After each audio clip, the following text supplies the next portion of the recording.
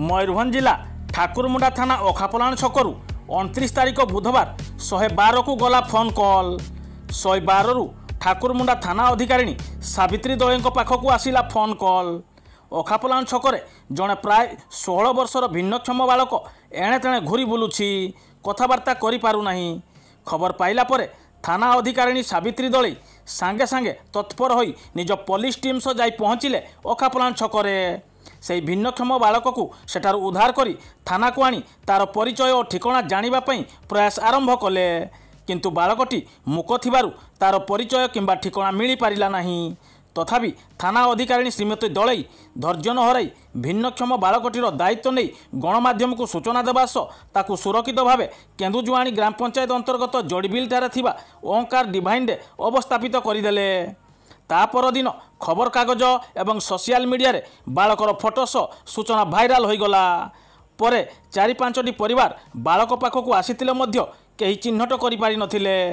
परे ठाकुरमुंडा थाना रे गृहरक्षी भाव कार्य करुथुवा इंद्र महांतों सहायतार मयूरभंज केन्दुझर सीमांत ठाकुरमुंडा निकटवर्ती पणसड़िया ग्राम पंचायत अंतर्गत हरिड़ा घुटू ग्रामर चंपावती दिगींकर नाती बोली जना पड़िथिला।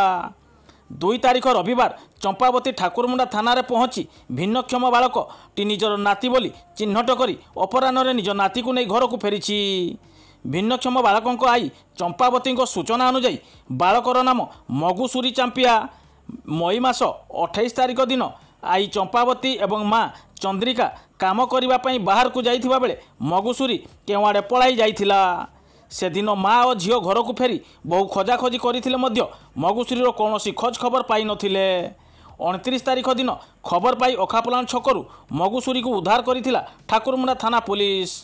आई चंपावती सूचना अनुजाई मगुसुरीर घर ररुआ थाना अंतर्गत जामुनालिया ग्राम रे।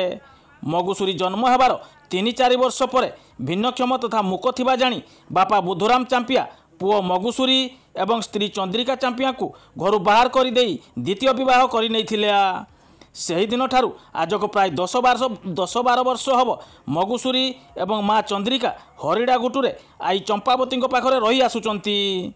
तेबे थाना अधिकारिणी श्रीमती दळे प्रचेष्टार भिन्नक्षम बालक मगुसुरी निज परिवार को सुरक्षित भाव फेरी आई चंपावती श्रीमती दळे को कृतज्ञता जणाइचंती।